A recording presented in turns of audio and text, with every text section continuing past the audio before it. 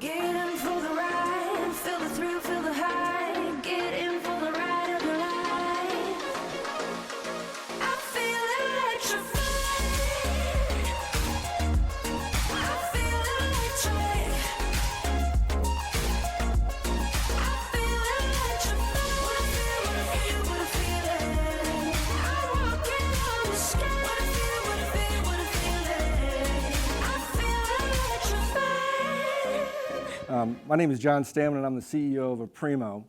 And I want to welcome everybody to Nashville, the Music City, home of McGraw, Faith Hill, and this week, Aprimo. Now, how can you get better than that, right? Every Monday, I get a report on our customers and their production status, the activating customers, the customers who are early adopters.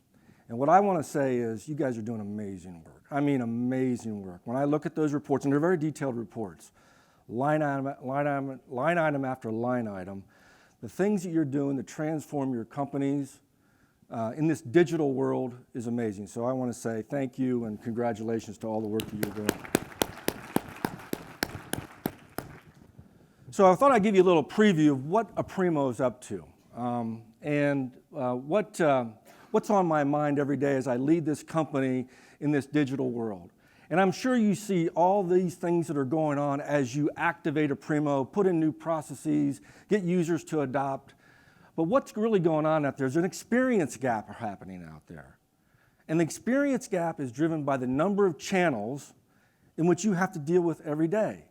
Today, Aprimo deals with 23 channels on average per customer. 23 channels in which you need to put content out, to drive campaigns, to drive the visibility that your company and your brands want. 23. And the number of touch points in which a consumer comes in, mobile, web, e-commerce, et cetera, is exploding. It's creating this gap of exploding content, and the content is getting so difficult, so deep, so complicated, it's hard for you to stay up with. And what really is driving the digital gap is three things. It's the operations to manage that content. We typically call that workflow, right? It's the repositories, the digital asset management solutions, et cetera. We call that content. And then the performance of that content, right? That's what's driving it. And then you get bosses, you get people saying, hey, should we, spend more money with that agency? Didn't we just pay them for that content last year? Or why can't we get that content in market faster? And what's the performance of our campaigns? That's what's going on as you really work to transform your company. And so what we see is also market forces coming together. Many of you have been customers of Aprimo, for years. Some just recently, some evaluating. But as that experience gap creates challenges in your organization, there's also forces out there where we used to be known as marketing resource management, still a prominent category, digital asset management, a very prominent category, and now content marketing. They're coming together, and they're forming point solutions, which only exacerbates the complexity of solving that experience gap, multiple platforms. So we're seeing the market and you and your users evolve to a way of bringing this all together so that you can do these type of things. One, you can focus on more content value. I paid that agency for that content. Where is it? Should I repurpose it? I'd like to use it again. That's the more value. I'd like to use that content for not only the email campaign, but also for the e-commerce campaign. And all these omni-channel experiences that you have to deal with, you'd like to have a consistent and exceptional experience across all these channels. That's what your consumers and your firms are looking for you to do. At the same time, I need to get more content and campaigns in market faster, reduce that cycle time. And bridging silos. I got all these libraries out there of content, one in the e-commerce channel, one in the email channel, one in the print channel, one in the whatever channel. How do I bring those content pieces together so that everybody can enjoy them? so that I have that consistent and rich customer experience. And then global. Global being if you're a global company or just cross-departmental. The marketing people need it, the commerce people need it, the training people need it. How do I make all that content available? So what we're seeing is really the need for what we call an experience command center, a way in which you manage all the behind-the-scenes activities to help you get more content in market faster across all these downstream channels. All that stuff that happens way before you execute anything, the downstream. There's a whole set of processes, a whole set of money management, a whole set of data, right? Should we do it again, et cetera. A whole set of work and collaboration that needs to happen before it gets to that channel to drive that experience that you want across, on average, 23 channels in the market. So what makes up, in our mind, an experience command center? This is what we're focused on. An experience command center is focused on three things interoperating together. Content. That's what you need mostly, right? Lots of content, complicated content of all shapes and sizes, video, right? Templates of all sorts, et cetera. And I want to find that content. The operational activities and projects that you have to go through to make sure that content is current, that it's consistent, that it's representing your brand, that it's compliant. All those operational activities that kind of get in the way of making that content available to all your marketing channels and those channel managers. And then the performance. What should our plan be? How much do we pay that agency? I was just talking to one of our customers, and Aprimo saved this marketing manager because they can prove that the money they're spending on the content they created that they put out in market was actually valid content. So we see those three things coming together that we see as part of the Experience Command Center. And it's going to help you, help all of our customers bring it all together. One place to go for you to manage your business in marketing and really the enterprise. And when it's all together, the panacea is it's just smooth, it's streamlined, it's working. In many cases, that's a journey. That's a journey for a lot of you. Some of you start with our productivity management, do the workflows. Some people start with the DAMs. Some people start with our plan and spend. Some people start with our campaign or distributed marketing platform. But it's a journey. And it's a journey to get to the point where you have a platform that helps you drive those consistent experiences across all the channels. 23 on average is what you're dealing with. I've counted them. I go through those reports. I look at them. There's 23. Some are over 60 channels in which you're putting content out on. Hopefully you all know that within your own organization. And so when you talk to your bosses or when you talk to the people questioning the budgets that you spend, what do you say? You say, look, we got 23 channels on average that we have to support to put content out on, right? And we need a platform to manage all those activities upstream to make sure we get reliable, consistent, exceptional content out in market on time, on budget. That's what you tell them. The HR person has a platform, the finance person has a platform, the supply chain person has a platform, the sales guy has a platform, right? Marketing, the experience team needs a platform to do this, to get it all in market faster for exceptional customer experiences because that's what your consumers demand. So that's what we're focused on from a go-to-market, from a product development, those three things, one platform, interoperable, and the company's doing great. 30% year-over-year growth. 80% of our customers will be on our new SaaS platform by the end of the year, 80%. And we deal, thanks to all of you, with the largest brands in the world. I mean, the who's who of brands. That's who you represent. And you're not easy sometimes to deal with. In fact, you challenge us. And we like that. But you don't bring simple equations to the table. You bring complexity and things we really have to think through, us and our partners. So I want to thank you for that. So we're growing. 80% on SaaS is being accepted. I think you like the innovation. And maybe it's too much innovation too quick, feature flags rolling out, et cetera. But it's coming. And it's coming, and this is where your investment dollars are going. 26% growth in new customers. And our strategic initiatives is a lot around user experience, product experience, customer success teams, helping you in the new SaaS model. So we're investing across the board. Our investors, we have one primary investor, we have several investors. They have surged our R&D organization, surged the investments. And we're putting those dollars to work at incredible speeds, and you're going to see more innovation come as we go on.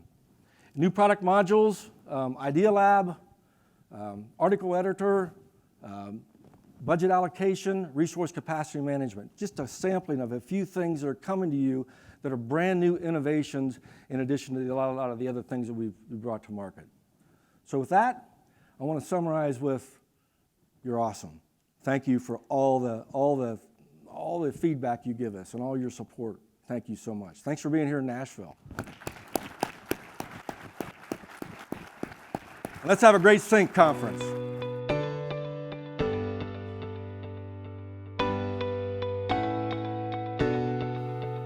Well, good morning, everybody. Thank you so much to Aprimo for inviting me to join you. I actually just moved to Nashville, so I feel like you all came here to see me. So thanks very much for joining. I like to start a program like this with just a little bit of humor. So hopefully you can read my cheeky cartoon in the back. This is a gentleman at a cocktail party wearing the cone of shame. And the caption says, "It keeps me from looking at my phone every 2 seconds." Now, this is not to shame you into not looking at your phone during my presentation. This is to just get you thinking about how real this is. I want you to take a moment and think about an answer to this question. How has technology changed you? This is not a rhetorical question. Think about it for a second. How has it changed how you spend your time? How has it changed how you spend your money? How has it changed what you value? I'm going to introduce you to 3 observations that I have made about how technology has changed us. And there may be many more, but these are the 3 most profound, most obvious, most disruptive changes that I've observed in us because of the way they're impacting business. So observation number 1, thanks to digital devices, customers are now entitled. And I picked that word entitled very specifically because we have known about the empowered customer for a while. That customer who knows how to get information, who's pretty savvy, maybe understands how valuable she is. But the entitled customer is someone who is empowered and believes that she deserves special treatment. And a lot of this is being brought about by something Forrester calls the mobile mind shift, which is this idea that I can get what I want in context and at my moment of need. And this is not industry specific. This is just my expectation, period, that I can get what I want in context and at my moment of need. Now, this certainly raises the expectations of how I will get products from you, how I will experience a brand connection with you. But it also disrupts the way you think about how you're positioning yourselves, the marketing that you're doing. So these are a couple of screenshots that I pulled from a blog that I follow called The Young Turks, sort of a social and political commentary blog run by this guy named Cenk Uygur. And he actually was live streaming his experience with American Airlines when he was delayed on a flight from LA to Miami. Now, he doesn't have hundreds of millions of followers, but he does have hundreds of thousands of followers.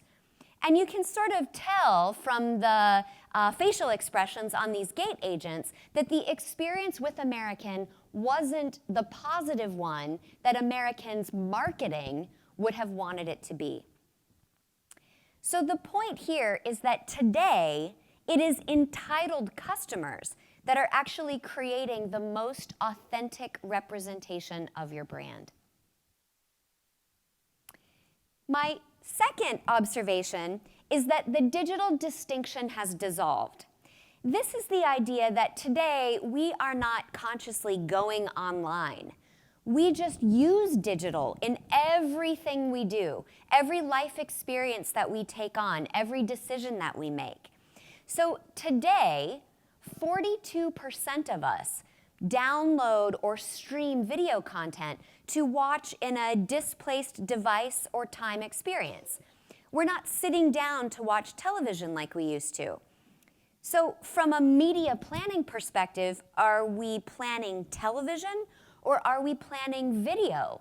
And does it matter if for the customer, those pieces have all come together? Maybe a more fun and profound example, this is a Korean consumer who's actually buying groceries through a digital interface using his phone and a display on the side of a subway car. Now, the groceries that he buys are delivered to his flat before he gets home from work. So a very physical experience buying groceries while on a commute, but done in a very digital way. Now, I mention this not just because there's a new set of funky channels for us to think about as marketers, but because this confluence of digital with physical is changing business models. It's resetting the dynamics that make businesses work. So just a few illustrations for you here. Some of these you probably know. Let's start with Amazon Go. So Amazon Go is a pilot that Amazon introduced about a year and a half ago in the Pacific Northwest to set up a retail experience where there was no point of sale. The idea was that you could just put products in your grocery basket and walk out the front door, and it would charge directly via Bluetooth to your mobile phone. So this is very interesting as a retail pilot. This is transformative when you think about Amazon owning Whole Foods. That we're going to get to the part where retail stores have no POS. There's no person that we interact with when we're checking out of the store. A very disruptive model that's changing the dynamic of retail relationships. The C in the middle here is a brand called Clutch, which is based out of Atlanta. Now, Clutch is a car service, but it's not an Uber-like car service. It's a car service where for one flat monthly fee, I can drive any car in the Clutch fleet anytime I want. So if today on my way to a client conference, I want to drive an Audi A8, but then over the weekend, I want to drive a Jeep Wrangler, and maybe on Sunday night, I want to drive a Ford Mustang convertible, all of those options are available to me for one fee. So this is interesting to me because it certainly changes the ownership versus usage arrangement, but it is also disrupting the entire ecosystem around car maintenance and ownership. My fee includes gas, car insurance, all maintenance. So the mechanic doesn't have a relationship with a car owner anymore. It has a relationship with this concierge that is helping me access a fleet of cars to drive. Then I've listed a couple in financial services, Prosper, which is about peer-to-peer lending, enabling microloans that most big financial institutions don't want to get into. Simple is an online-only bank.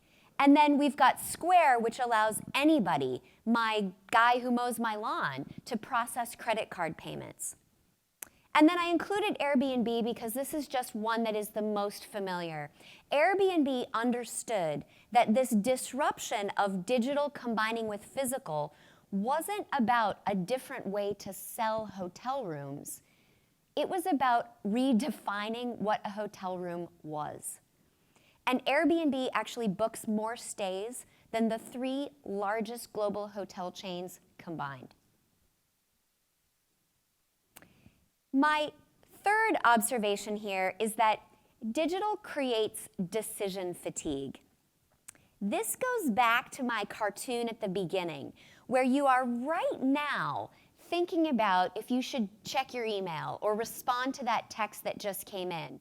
This thing about digital has given us more choices to make, more decisions to make.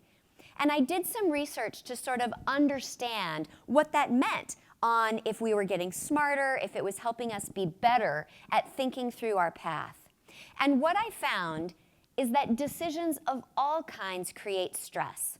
I presented an online community with a question about decisions that they had made in the last 2 weeks. And across the board, high stakes decisions and low stakes decisions, they responded with quotes like these. Of 100 different posts, 85 of them used words like stress, anxiety, worry, regret, risk.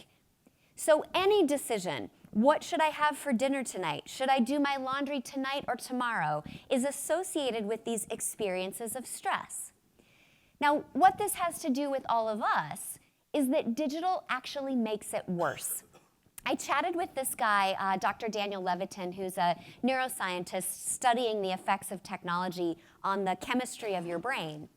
And he had a few really great quotes. This one says, when trying to concentrate on a task, an unread email in your inbox can reduce your effective IQ by 10 points. So the point here is that as marketers, we often think that simply by presenting someone with a lot of options, we're helping them make decisions. But the reality is those decisions create stress. The more options you give me, the more decisions I have to make, the more anxiety I feel about choosing you. So I present all of these because we're here to talk today about solutions. Most companies are very ill prepared for these trends. This is the average lifespan of companies traded on the S&P 500 over the course of the last 60 years. Now, just in case this downward trajectory isn't obvious for you, I will just call out for you that today, the average lifespan of a public company is 18 years. 18 years. 1 in 3 companies will be delisted in the next 5 years because of bankruptcy, liquidation, or consolidation. So I want to talk a little bit about some solutions. I'm going to give you a company solution, and then we're going to talk about what marketing specifically should do to make this work on an enterprise level. So my solution for you here, how do you be a company that manages to survive when other companies are falling off of their competitive set or whatever sort of public listing is responsible for them? The solution here is to make the customer the center of your total operating model. We call this customer obsession. And I want to spend a moment talking about that, customer obsession. If you think about something you are obsessed with, it is the thing that you cannot get out of your mind. Even when you try, it's the thing that keeps working its way into the front of your mind. So when you are obsessed with your customer, you can't not put them in every decision that you make. Now, we find that companies that are becoming customer obsessed tend to have 4 characteristics, and I'm going to present them in a little bit of a from and to construct. So you can think about maybe what you're doing today and how that might evolve into something that's more customer obsessed. So the first characteristic of a customer obsessed firm is that they are customer led. They are not just customer aware. So this one is a good one to think about with marketers because probably you are already customer aware. You have a good handle on your target market. Being customer led means that you are using customer insight to guide every decision you make. Where should you open a new branch? What types of stories should you tell? Are the products that you're making relevant? My example for you here comes from an LA-based retailer called Revolve. And if you know them, they have really made their brand by being a store that only carries really trendy clothes. They turn their inventory very regularly. They actually plan their inventory decisions based on social media data. So they are looking at buzz data in social media, not for how do people like my brand, but what kinds of clothes are they talking about? And then they use that to inform their sourcing. Customer-led, not just customer-aware. The second characteristic of a customer-obsessed firm is that they are insights-driven. They are not just data-rich. This one is very familiar. I'm betting you don't have a problem with data quantity. The problem is about making sure that the data you have is the right data to help you be customer-led. And maybe making sure that everyone in your organization who should have access to those insights can get access easily. My story for you here comes from MGM Resorts. I was speaking at an event where their head of insights was also speaking, and she gave a presentation called Big Insights from Little Data. And her story was that at any MGM property, they collect data from you in two primary places. One is from the key card that you use to go into the room, and one is from that tablet that sits on the nightstand and you use it to open the shades or turn the lights on and off and order a wake-up call. And she said simply by combining when you've keyed in your room with when you've ordered a wake-up call, they improved their room service orders by 300%. Their number one room service order is something she called the hangover kit. And it's for people who key in their rooms after 3 a.m. So big insights from little data, being insights-driven, not just data-rich. Now, the third characteristic of a customer-obsessed firm is that they are fast, they are not perfect. And I will say, this is not an excuse to be irresponsible. This doesn't mean that you don't get to be thoughtful about what you're doing. What this does mean is that you are iterative, that you are deliberately rolling things out to see what your customers want, to be customer-led, and you are flexible enough to make changes in response to the market. Then my last characteristic is that a customer-obsessed firm is connected, they are not siloed. And this, of course, is an organizational thing. It's about trying to break down boundaries between groups that are all trying to be in front of the customer. But this is also a process and communication thing. So if you're thinking, boy, I just can't change my organizational structure, think about the conversations that you can control. What can you do to just improve the collaboration and the orientation of your firm to help you be more customer-led? Now, the thing about customer obsession is that it's not just about being customer-led, insights-driven, fast, and connected in one place, on one campaign, on one team.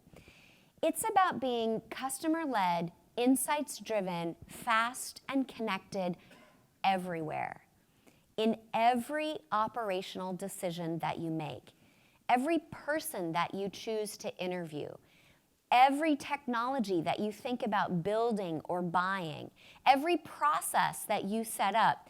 Are you thinking about how that process will help you be customer-led, insights-driven, fast, and connected? Now, when I present this, generally, people nod along. There's not a group of people out there who's saying, no, thank you, I don't want to be customer-focused. Where the headache starts is figuring out how to put it into practice. So my challenge for you is that marketing should drive customer obsession. And my argument here is twofold.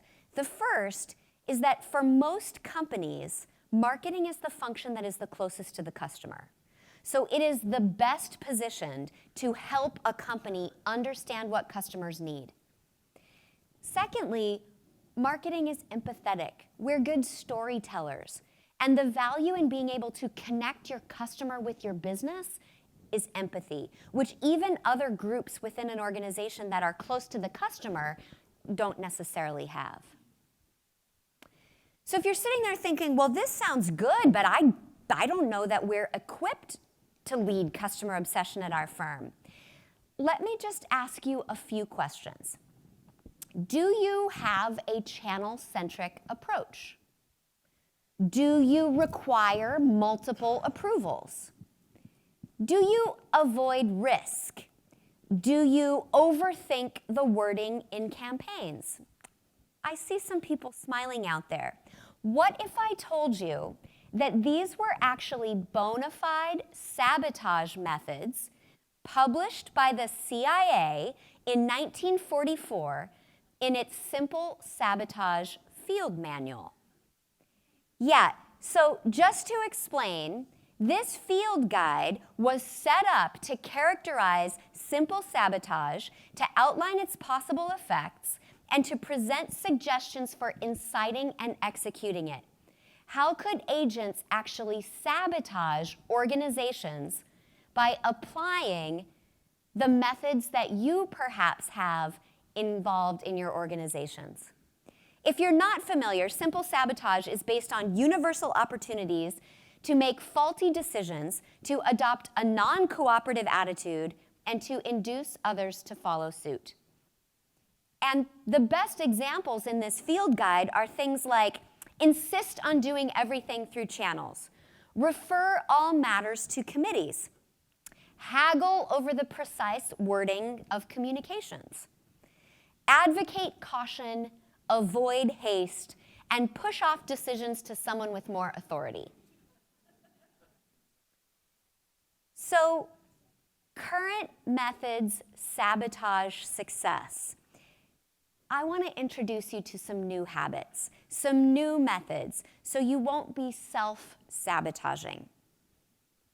I have 3 responsibilities and then 4 habits that I want to introduce to you, describe, give some examples, and then offer them as a challenge for the things for you to think about today, for the things for you to work on as you go back to your companies.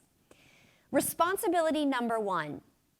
The modern marketing organization that is focused on driving customer obsession is first responsible for customer understanding. Now, this isn't just traditional market research. We run the surveys and we collate the data. This is about marketing being the advocate for the customer everywhere. You are the ambassador for the customer in the product team, in corporate development, in HR, so that every piece of the business is thinking about how to be customer-led because you are helping them do so. The second responsibility of a modern marketing organization is brand strategy. Now, hopefully this one feels familiar to you already. This is a place where I find most marketing teams think they should be focused. The difference is that brand strategy today isn't just about communications. This is about figuring out what are our values and how do we live those values. How do we represent who we are, not just in our marketing materials, but in every experience? Every gate agent boarding an American Airlines flight should be reflecting the things that American stands for. And then the third responsibility is brand experience. Now, brand experience is how you demonstrate your brand promise. And I deliberately didn't call this customer experience because this isn't just about bowing to customer whims. This isn't about giving them everything they want. This is about finding the intersection between what your customers need and what your brand believes in, and then demonstrating that everywhere. I'm finding that to pull off these 3 responsibilities, there are some new habits, some new practices, maybe a change of the way that you go through your day-to-day task. So I'm going to suggest for you 4 habits, 4 new ways of working, and we'll talk a little bit about each of these. The first is to listen. When I was doing this research, I chatted with one CMO who said his vision for the future of marketing would be that it is an organization that says nothing and just listens to the company and the customer. The second habit is that you lead. This is a very different strategic role for marketing.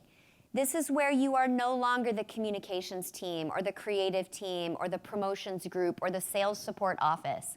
You are actually leading the most important strategy at the firm, which is how do we solve our customer problems. The fourth habit is that you connect. You are an ambassador. You are a liaison. You are working across all of the different pieces of your business to help get the customer what she needs. And then the last is that you calibrate. This is my clever word for measure, but it is also about connecting what marketing does to what the rest of the business cares about. So you're not just tracking impressions or clicks, but you're actually looking at what you're doing to help the stock price improve. So if we look at each of these, let's just think a bit about practically what would change at your firm. So habit number 1 means you listen. That your job is to hear what customers are telling you and to translate that into the insights that will help your firm be customer-led. My example for you here comes from Pepsi. Now, Pepsi has an internal survey that it runs for all of its employees, and it has many external surveys that it uses to collect information from partners, from suppliers, and from customers. And it uses this information to guide product strategy, supplier strategy. It uses it to determine the sources of its ingredients, and also to change its messaging. And the result here is that Pepsi's actually managing to grow. In a climate where the market for corn syrup-based sugary drinks is declining. But maybe more interesting here is that Pepsi has been on Ethisphere's list of the world's most ethical companies for 11 years in a row. So somehow it is aligning its brand values with what its customers want by listening to what the market needs. Now, when you lead, you are setting an example for how the company works in the interest of customers. And my example for you here comes from a company called Cotopaxi. Cotopaxi is an outdoor goods retailer. They're based in Salt Lake City and in the Bay Area. And I spoke on a panel with their CMO who told me that he founded this company not to be a retailer, but to be a company that did good in the world. And then they figured out that the best way for them to do that would be by manufacturing some of this outdoor and activewear. So a couple of things about Cotopaxi. First of all, marketing developed its brand values, which is gear for good. And then marketing looks to make sure that they deliver against that brand promise everywhere. They have a lifetime warranty on all of their products. At any time, if there is a defect, you can return it. They also work with local governments to actually improve the economy of the places where they're sourcing product. So they're not actually taking advantage of offshore labor, they're helping to build economies. They also give 10% of all of their revenues back in the name of grants for entrepreneurs who also have some cause-based orientation. And then they create these events called Questivals across North America, which are 2-day scavenger hunts that people pay to participate in that are all focused on driving awareness of the environment. Now, here's the result of this type of leadership. Cotopaxi actually enjoys a negative customer acquisition cost. They pay nothing for new customers. And they have between 200 and 400 applicants per every open job rec. So by leading with this notion of gear for good, they actually have no marketing and no recruiting expenditure. This third idea here was about connect. This is about you being the liaison, the connective tissue internally and with your external partner network.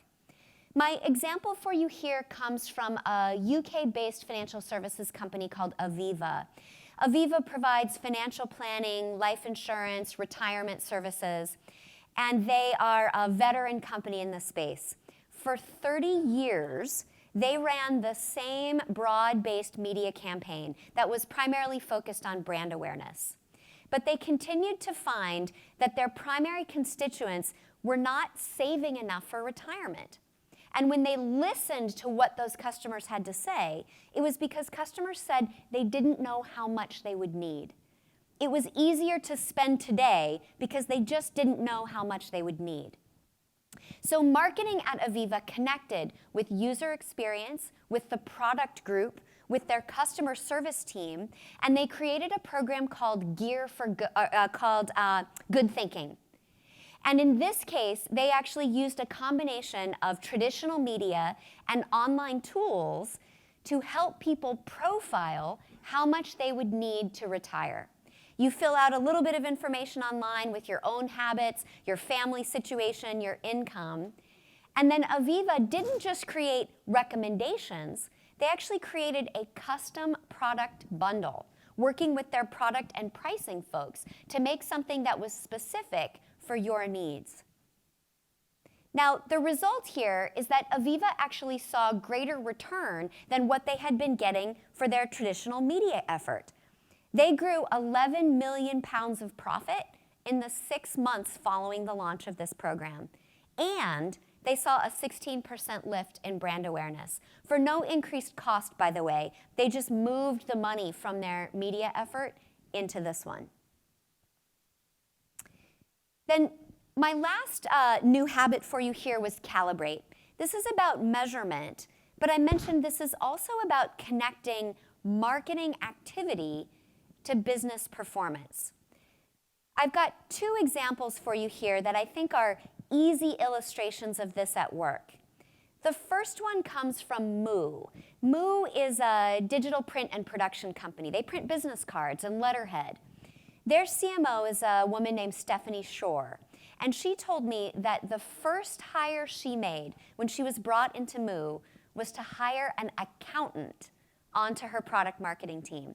And that accountant's job was to understand what the CFO needed and to translate between marketing and the CFO, so that there would never be a time when anyone at the company was saying, well, I wonder what marketing is up to. Has that been helpful in driving our bottom line? Then my second example here goes back to Pepsi.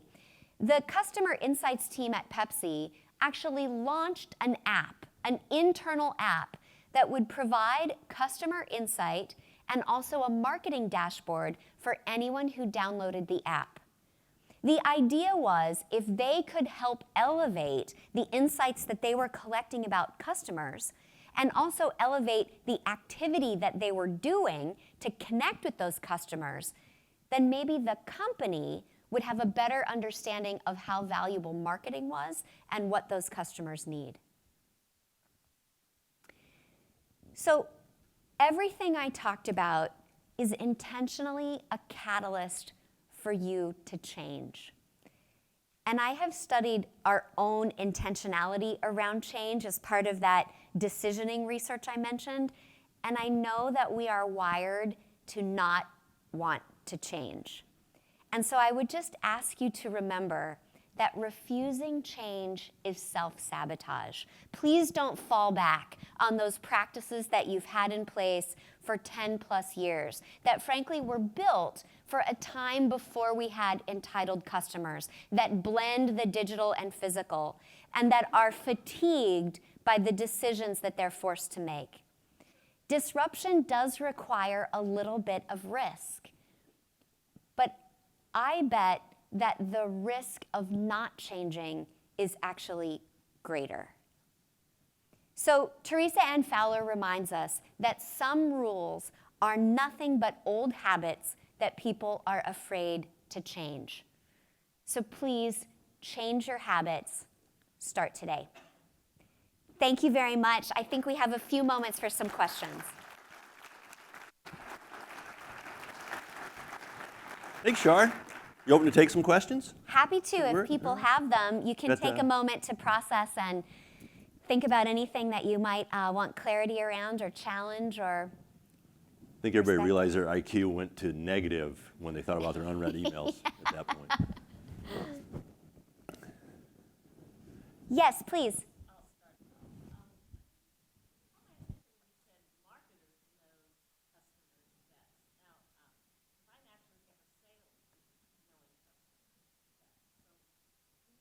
Sure. So the question was, what about sales? Maybe sales actually knows the customer best. And I think for some organizations that might be true.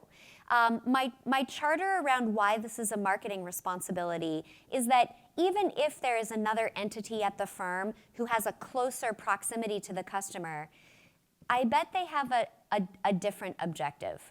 So sales knows its customer. Sales is focused on driving sales, not necessarily balancing a brand promise with a customer need. So I think it might be, maybe in some of your firms, customer service is the closest to the customer. But I think it's that combination of proximity to customer and that empathetic, that ability to translate, to connect, to balance customer need with brand promise that I think makes this land on marketing. Now, having said that, there's not a perfect path to customer obsession. So if you feel like at your firm there's somebody else who should carry the mantle for this, I'm absolutely open to supporting that idea. I just want to challenge you to have someone do it. And at most companies, it's easier to sort of do one of these. And so don't leave this space thinking, well, somebody else will pick that up. The challenge is yours, and to be connecting to other groups around the organization that might also have a stake in making it work. Yes, please. You mentioned a CMO wanted his company to only listen externally and internally. I think externally we're all familiar with that.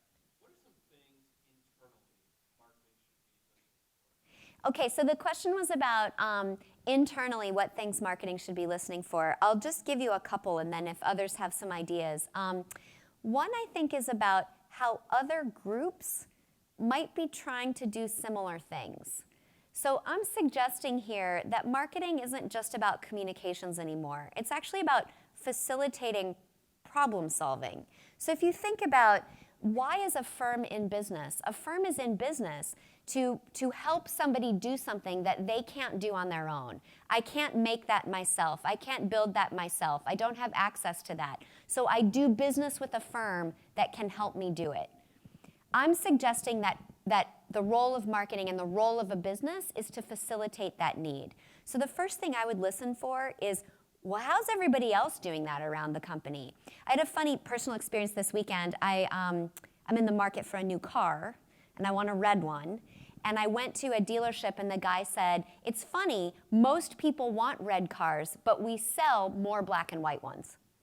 And so I was thinking, well, this seems completely backwards. This means that somehow you're not solving my need. You're not listening to me, or maybe internally there's a disconnect between what you've heard the customer needs and what's going on the product team that just has to get more white cars off the assembly line. So I think I would listen to what's happening around the company and who's doing what and how are we solving customer problems. I also think I would listen to the needs of other organizations. I'm also doing some research right now around what makes a CMO effective. And I would say a very common refrain is that CMOs who get involved in other executive solutions succeed. So it's like, oh, your problem is you need to improve productivity. Oh, your problem is you have to balance the budget. Oh, your problem is this. And for a CMO to hear that and to think about, well, how can I contribute to that solution is another place that I would listen. I think I would listen to the finances. Anymore, you hear a lot more about marketing reporting into the COO or the CFO or being called a chief growth officer. I feel like that's a bit reductive for the sophistication that I see the marketing group running. But the reality is that you are being asked to own more financial accountability, and so I would listen to that, and I would contribute to the refrain around how the dollars are being earned within an organization. Other thoughts from you guys about things that you listen for internally, or things you wish you could listen for internally? Maybe listen to your CIO, your CTO a little bit. I'm also finding that anymore marketing technology is becoming such a profound investment within an organization that the tech guys want to be involved. I don't see a lot of conflict there, actually. In the experiences I've had, the CTO and the CMO work together to get a bigger budget or to help make sure that the technology is being managed in a long-term way rather than just in a kind of a quick hit sort of way, which is a little bit how marketing got started with technology. Other questions? Yes? we get this into thank you. How do we get this into the upper echelons of our business strategy? Like thinking about the full effect of change, putting the customer at the center and all the economic and change impacts. How do we elevate it, right? So we're down maybe executing in channels, we own a segment, we own a product, but then how do we bubble that up and how do we make it an enterprise initiative? So I'm a big fan of the scare and inspire strategy. So the scare strategy is some of those stats that I showed earlier. It is real that businesses are falling out of the public markets. They are going out of business. They are folding. They are struggling. That is real. And I think that's because businesses continue to believe that they can keep practicing the same methods that they've practiced for the last 50, 100, in some cases 200 years. I was just reading Peter Drucker yesterday, and he's got this sort of seminal paper from 1994 about the theory of business. And he says that the theory of business is that you stay relevant to the market where you are now. And businesses that have an obsolete theory haven't managed to observe that they are not relevant in the market today. So that's the scare strategy, is that you really will go out of business. That is real. You really will have customers saying, promoting your brand in a negative way on the platforms that we all have available. But then at the same time, there's a lovely inspiration that happens here too, which is we have more intimate access to our customers than we have ever had before. You have a chance to have a direct conversation with customers. For many types of businesses, that was never possible before. I'm a components manufacturer. I didn't have a chance to know anything about how my components were used by the end user.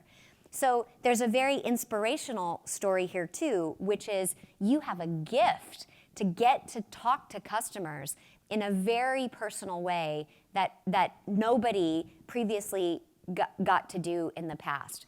And the other piece of that inspiration is most businesses are really bad at this. So if you can figure out, my definition of customer obsessed is not about get enough data about your customer to get them to do what you want them to do. It is actually about earnestly giving them value, solving their problem, making their life better. And nobody is good at that today. So if you figure that out, you win. And I think that's very inspirational. That's a nut that I think is a good business problem to feed the curious sort. And it also has a very competitive edge associated with it because it's a very uncommon approach to business strategy. We can talk a little bit more as we go throughout the day because there's some specific tactics around, convincing somebody that doesn't want to hear it, building the business case. What are some of the ROI factors that could be a part of this argument? But I generally go with the scare and inspire as my approach. Well, very good, you guys. I'm going to be around all day. I'll be back at the end of the day to wrap us up. So look forward to the conversation. Hang on to my information if you think about some questions as you go along that you just want to fire me off over the weekend. We can keep in touch online. Thank you very much.